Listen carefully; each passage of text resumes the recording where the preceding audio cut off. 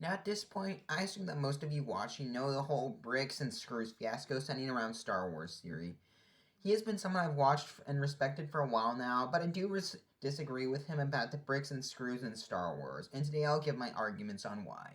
Hello everyone, Fictional Fanatics here to talk about why seeing bricks and screws in Star Wars is a good thing. So first of all, for those who don't know, what's the big deal with bricks in Star Wars? On a live stream while watching one of the final episodes of Andor, Star Wars Theory said that he was not a fan of seeing bricks and screws in Star Wars, most likely referring to the planet of Ferrix. It was then turned into a whole online meme on the internet, where Star Wars Theory responded in a recent video where I was made aware of the whole fiasco. First of all, let's discuss what he meant when he claimed he did not want to see bricks and screws. From my interpretation, he means that we shouldn't be seeing things like bricks and screws in Star Wars on screen.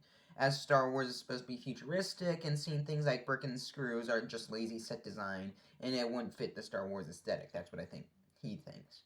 And I do somewhat see his point. One of my biggest complaints with Andor, no matter how great I think it is, where they use real world words like a goat or the flusher. Although these are definitely nitpicks, they do take you somewhat out of this story.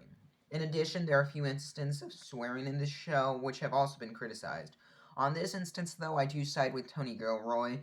So imagine in the third episode of Andor, when Catherine and Luthen escape after killing a bunch of security guards, when Cyril just dropped on his knees in utter shock, and the guard just starts running around screaming dank ferric in the background. It would just ruin the scene for me. Maybe I'm remembering things wrong, but in one of the episodes with Mayfield says, "Damn it, Mando."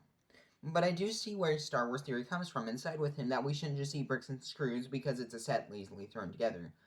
But where I disagree with him is that we shouldn't be seeing bricks in Star Wars in the universe, not just part of the sets, but just part of the universe.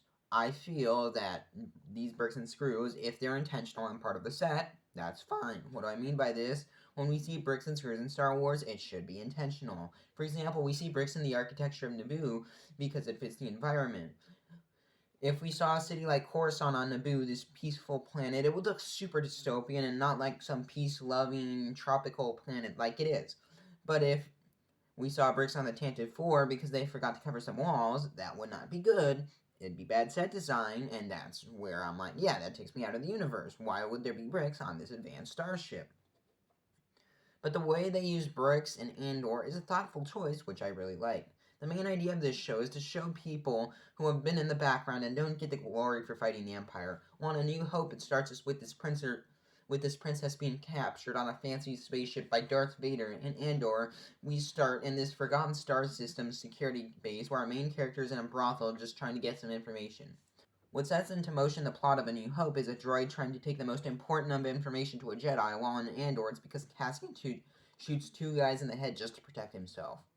Although seeing Princess Leia tortured in A New Hope bad, in this show, we see that thousands of people are swept off the streets for doing nothing wrong and getting sent to the jail on Narkina 5 for the rest of their lives, where they build a Death Star, which is oppressing even more people. It's trying to show us the stories that weren't told, all the spawn planets that fought back from oppression.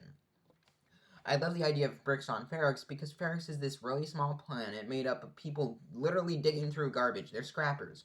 It's a small planet that the Empire doesn't even care about enough to look after using the Morlana Task Force, Security Force. It is an old piece of junk to the Empire and something easily overlooked. But it also shows that even the most backwater planets can stand up. Like Nemec states in his manifesto, even the smallest act of rebellion counts, and I would consider Marva's speech more of an announcement of the rebellion than robbing the armory of Aldani. These people, the people on Ferrix, have a face and soul. It's the literal opposite of Luthen, where the thing he's said he sacrificed most is his spotlight. It's his soul. And back to the brick argument, the people of Ferrix are not alone. Their past leaders have built them up to where they are now, metaphorically and literally. The bricks of the dead are used to build the town of Ferrix and also inspire the people to get better. One of the best scenes by far was the first thing attacked the Empire in the finale was Marva's brick. One brick. This one person is the real rebellion. Not Cinta, who's an operative and acts just as bad as the Empire, if not worse, but a small player in the galaxy, a woman who stood up. This is why seeing bricks in Andor is such a good thing. It's not just lazy set design, but an intentional detail and theme throughout the story, which couldn't have been done if it was an advanced city with elegant sets. Well, that's all I have to say about the topic. Do you agree with me about bricks in Star Wars or not? Let me know in the comments down below. Just remember to stay polite.